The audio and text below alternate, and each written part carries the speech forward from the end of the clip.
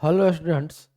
आज हम लोग जेईई एडवांस 2019 में पूछे गए करंट इलेक्ट्रिसिटी का क्वेश्चन डिस्कस करते हैं। देखिए क्वेश्चन क्या है। In the circuit shown initially there is no charge on capacitors and keys S1 and S2 are open. The values of capacitors are C1 C2 C3 C4 सबका value दिया हुआ है। ये डायग्राम है। Which of following statements is are correct. पहला option देखिए, the keys S1 is kept close for long time such that capacitors are fully charged. S1 को close कर दिया ताकि ये सारा कैपेसिटर फुल्ली चार्ज हो जाए, और S2 को भी क्लोज नहीं किया है। तो पहले इस जरा सर्किट को हम लोग सिंप्लीफाई कर लेते हैं। यहाँ से देखिए, ये अगर आपका डायग्राम देखें तो S1 क्लोज हो गया, और ये कैपेसिटर है C4। C4 कितना है? 80 माइक्रोफैराड। देखिए C4 का वैल्यू दिया हुआ है। और यही एक सेल है 5 वोल्ट का, फिर एक रेजिस्टर है 30 ओम का, फिर ये कैपेसिटर है C3, ये भी 80 माइक्रोफैराड का, फिर यहाँ से एक रेजिस्टर है 100 ओम, और ये कैपेसिटर है C1।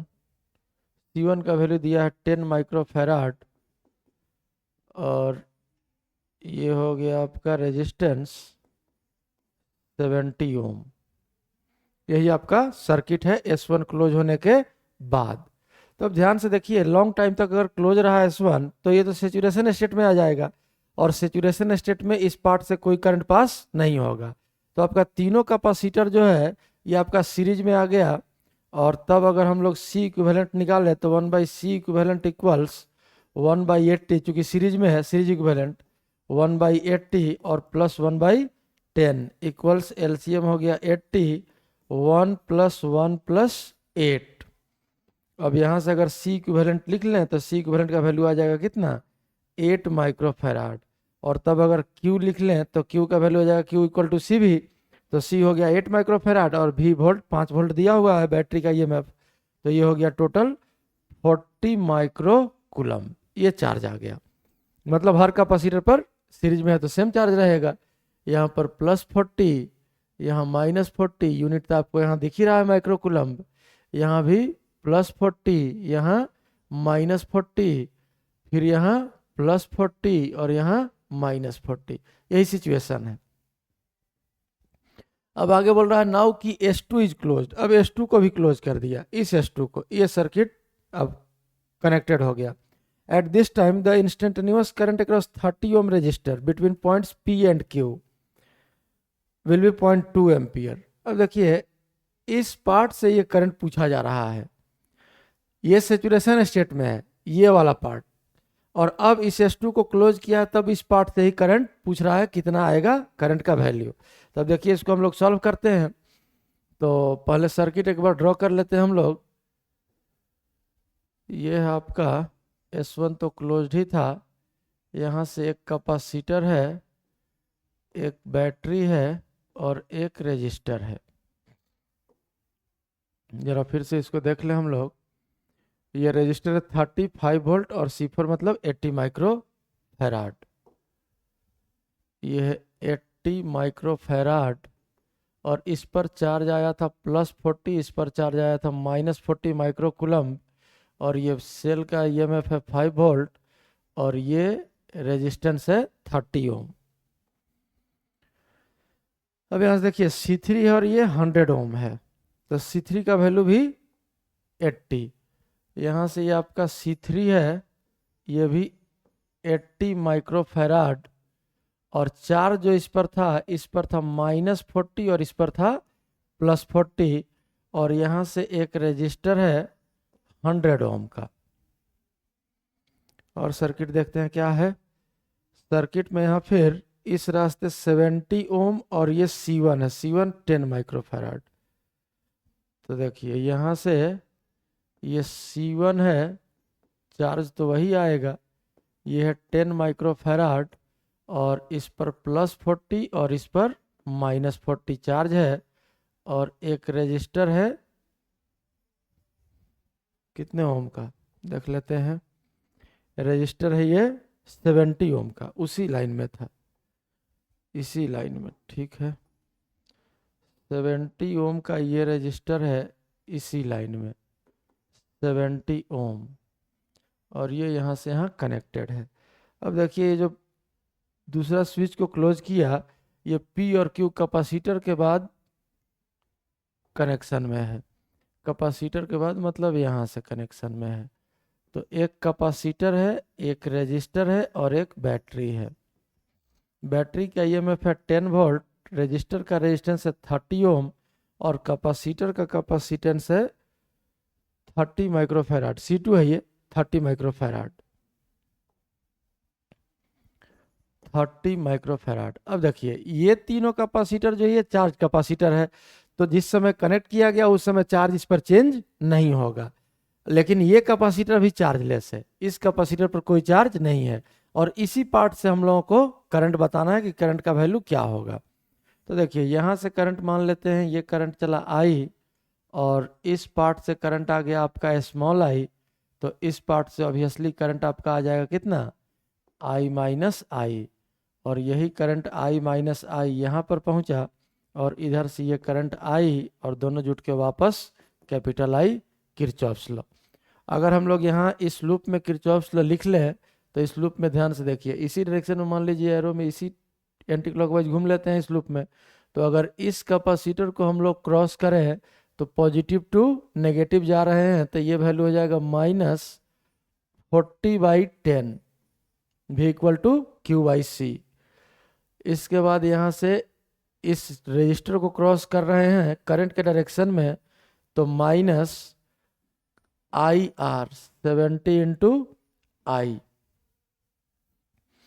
इसके बाद इस सेल को अगर क्रॉस कर रहे हैं नेगेटिव टू पॉजिटिव, तो ये हो जाएगा +10।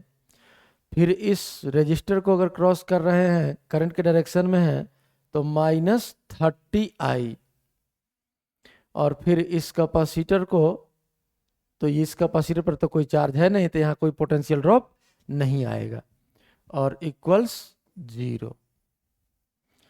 अब यहाँ से अगर इस इक्वेशन को थोड़ा सिंप्लीफाई कर ले हम लोग, तो ध्यान से देखिए, ये दोनों आई उस साइड जाके पॉजिटिव हो जाएगा। तो ये हो गया 70 स्मॉल आई और +30 कैपिटल आई और इक्वल्स 10 - 4, ये बच गया 6। ये हो गया आपका इक्वेशन 1। अब एक किरचॉफ्स लॉ हम लोग इस लूप में लिख लेते हैं। इस लूप में चलिए इसी डायरेक्शन में चलते हैं हम लोग। तो यहाँ से यहाँ अगर नेगेटिव टू पॉजिटिव जा रहे हैं, तो ये आ जाएगा 40Q और डिवाइड बाई C 80, और ये हो गया प्लस। अब इस बैटरी को क्रॉस करें पॉजिटिव टू नेगेटिव, तो ये हो जाएगा -5।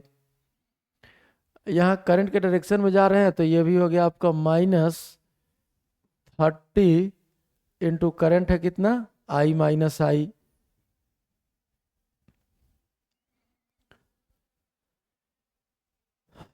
और यहाँ से इस कैपेसिटर में आ जाए तो नेगेटिव टू पॉजिटिव जा रहे हैं, तो फिर से +40/80 Q/C। फिर यहाँ से करंट के डायरेक्शन में है, तो -100 I माइनस आई। और इस लूप में यहाँ से इंटर जब करेंगे, तो ये हो जाएगा कितना, ये हो जाएगा नेगेटिव टू पॉजिटिव जा रहे हैं, तो +10। और फिर इस रजिस्टर के लिए तो करंट के डायरेक्शन में है, तो -30 कैपिटल आई, और इस कैपेसिटर के क्रॉस कोई ड्रॉप नहीं होगा, तो इक्वल्स 0। अगर इस इक्वेशन को और सिंप्लीफाई करें हम लोग, तो देखिए ये तो हो जाएगा 1/2, ये भी हो जाएगा 1/2, और -30 कैपिटल आई और -100 कैपिटल आई और -30 कैपिटल आई, ये तीनों को अगर हम लोग ऐड कर दें, तो ये हो गया 160, और बराबर के उस साइड अगर ले जाएं तो +160 कैपिटल आई। इसके बाद देखिए ये हो गया -+30 स्मॉल आई, ये भी -+100 स्मॉल आई, तो ये हो गया आपका +130 स्मॉल आई। इसको बराबर के उस साइड ले जाएंगे तो ये हो जाएगा -130 स्मॉल आई। अब देखिए नंबर को देख लेते हैं, यहाँ है -5 और यहाँ है +10, तो ये हो गया +5 और 1/2 + 1/2, ये हो गया +6, और ये इसी साइड रह जाएगा, तो ये इक्वल्स 6। ये हो गया इक्वेशन नंबर 2। हम लोगों को चूंकि इसी रजिस्टर से करंट निकालना है, सिर्फ इसी पार्ट से करंट निकालना है, बाकी किसी कैलकुलेशन से मतलब नहीं है, तो हम लोग सिर्फ कैपिटल आई का वैल्यू निकाल लेते हैं। कैपिटल आई निकालने के लिए क्या करेंगे कि इक्वेशन 1 और 2 से स्मॉल आई को हम लोग एलिमिनेट कर लेते हैं। तो स्मॉल आई को अगर एलिमिनेट करना है हम लोगों को, तो यहाँ से हम लोग इसको सिंप्लीफाई कर लेते हैं। एक काम करते हैं, इस इक्वेशन 1 में हम लोग 13 से मल्टीप्लाई कर देते हैं। तो ये हो गया, देखिए ध्यान से, 70 170 नहीं 70 इंटू 13 से मल्टीप्लाई किए हैं इंटू स्मॉल आई, और प्लस 30 इंटू 13 कैपिटल आई, और इक्वल टू 6 इंटू 13। पहला इक्वेशन हो गया। सेकेंड इक्वेशन में हम लोग क्या करते हैं, 7 से मल्टीप्लाई कर देते हैं। तो ये हो गया आपका 160 इंटू 7 कैपिटल आई, और माइनस 130 इंटू 7 स्मॉल आई, और इक्वल्स 6 इंटू 7। और इन दोनों इक्वेशन को हम लोग ऐड कर देंगे। तो ऐड करेंगे तो देखिए ये 13 इंटू 70 ही है, तो ये और ये कैंसिल हो गया, स्मॉल आई कैंसिल हो गया। ये आ जाएगा आपका 160 इंटू 7, और प्लस यहाँ से आ गया आपका 30 into 13 capital I, equals 6 into 13 और प्लस 6 इंटू 7। तो यहाँ से अगर कैपिटल आई का वैल्यू हम लोग लिखें तो ये हो गया 78 प्लस 42, और डिवाइडेड बाई 16 इंटू 7।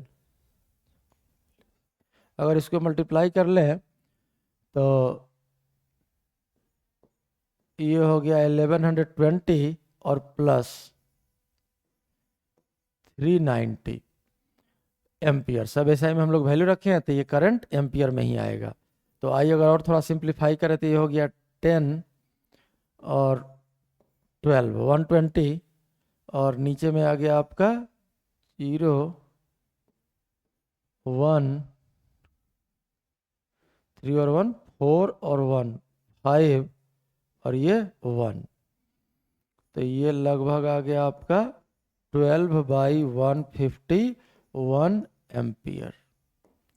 अगर 151 इसको नंबर अगर हम लोग सॉल्व करें तो ये हो जाएगा 151 डिवाइडेड बाई 12। तो यहाँ अगर 0 पॉइंट दे दे तो ये 120 अभी भी नहीं लगेगा, तो यहाँ 0 लेना पड़ेगा, एक और 0। तो अब ये देख के ही लग रहा है आगे हम लोग सॉल्व करने का जरूरत भी नहीं है। पहला ऑप्शन देखिए क्या था कि सर्किट कनेक्ट करने के बाद करंट का वैल्यू कितना होना चाहिए, 0.2 एम्पियर। और यहाँ पर वैल्यू जो हम लोग सॉल्व कर रहे हैं तो ये अब कुछ कटेगा, 8 या 9 टाइम्स कुछ आएगा, 8 या 9 जो भी है 8 टाइम्स ही आएगा। तो जो भी सॉल्व होगा 0.2 तो नहीं है ये करंट, तो ये नॉट इक्वल टू हम लोग यहीं से लिख सकते हैं 0.2 एम्पियर। इसका मतलब कि पहला ऑप्शन जो है ये गलत है। चलिए अब अगला ऑप्शन चेक करते हैं हम लोग। If key S1 is kept close for long time such that capacitors are fully charge. ये वाला सर्किट जो हम लोग सॉल्व किए, इस सर्किट के बारे में इंफॉर्मेशन है। Fully charge, the voltage difference between points P and Q will B 10 volt. अब देखिए P और Q पॉइंट जो था, ध्यान से देखिए इस डायग्राम को, तो P इस कैपेसिटर के बाद, ये पॉइंट है एक्चुअल में P, और Q है इस 70 ओम के बाद, मतलब ये पॉइंट है आपका Q। तो देखिए P और Q के बीच इस सर्किट के बारे में तो सोचना भी नहीं है, क्योंकि ये तो कनेक्शन ही नहीं है। अगर ये कनेक्शन नहीं है तो इस 10 वोल्ट का कोई काम नहीं रहा P और Q के बीच। तो P और Q के बीच करंट तो है नहीं सैचुरेशन स्टेट में, सिर्फ ये कैपेसिटर है। तो P और Q के बीच वोल्टेज ड्रॉप कितना हो जाएगा, Q/C। तो Q है 40 और C है 10, तो 40/10 कितना हो गया, 4 वोल्ट। मतलब यहाँ से हम लोग लिख सकते हैं कि सेकेंड ऑप्शन के लिए क्लोज होने के बाद VPQ इक्वल्स 4 वोल्ट, जो कि इक्वल नहीं है किसके, 10 वोल्ट के। तो ये सेकंड ऑप्शन भी क्या हो गया, गलत हो गया। अब थर्ड ऑप्शन देखिए, at time t equal to 0 key S1 is closed, S1 यही वाला circuit, the instantaneous current in the close circuit will be 25 micro ampere. अब देखिए जिस टाइम पर ये सर्किट क्लोज किया गया है उसी टाइम का ये करंट पूछा जा रहा है। तो जिस टाइम पर सर्किट क्लोज किया गया है उस टाइम का अगर हम लोग करंट निकालें हैं तो देखिए एक्चुअल में ये वाला सर्किट रहेगा, ये बाहर वाला सर्किट। तो बाहर वाले सर्किट को अगर ध्यान से देखिए, आप पहला ही क्वेश्चन वाले डायग्राम से ही देख लेते हैं हम लोग। तो बाहर वाले t इक्वल टू 0 पर हम लोग जानते हैं कि कैपेसिटर शॉर्ट सर्किट जैसा बिहेव करता है। चार्जिंग आरसी सर्किट में पढ़े होंगे आप लोग, at t equal to 0 charging RC circuit में कैपेसिटर शॉर्ट सर्किट जैसा बिहेव करता है। तो ये कैपेसिटर और ये कैपेसिटर शॉर्ट हो गया। तो अब तो इसी एक लाइन में ध्यान से देखिए आपका रेजिस्टेंस टोटल कितना हो गया, 30 ओम, 70 ओम और 100 ओम। ये तो 200 ओम हो गया, 200 ओम रेजिस्टेंस हो गया और वोल्टेज कितना है, 5 वोल्ट। तो अगर हम लोग करंट सॉल्व कर लें तीसरा ऑप्शन के लिए, थर्ड ऑप्शन के लिए, तो I इक्वल्स आ जाएगा आपका 5 और डिवाइडेड बाई 200।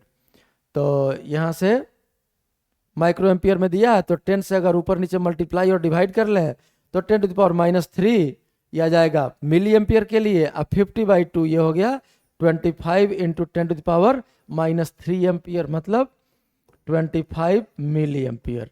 तो ये ऑप्शन आपका सही है। देखिए यहाँ 25 मिली एम्पियर, तो तीसरा ऑप्शन आपका सही है। चौथा का ऑप्शन देख लेते हैं, if key S1 is kept closed for long time, S1 को लॉन्ग टाइम तक कनेक्टेड रखा, क्लोज रखा, such that capacitors are fully charge, the voltage across capacitor C1 will be 4 volt. अब C1 के अक्रॉस पोटेंशियल डिफरेंस पूछ रहा है, तो C1 के अक्रॉस पोटेंशियल डिफरेंस तो यहाँ अभी हम लोग निकाले हैं। तो VC1 बराबर कितना हो जाएगा, Q/C। तो ये तो 4 ही वोल्ट आएगा, अभी सॉल्व जस्ट किए हम लोग। तो ये ऑप्शन भी सही है। तो इसका सॉल्यूशन आप देख लीजिए,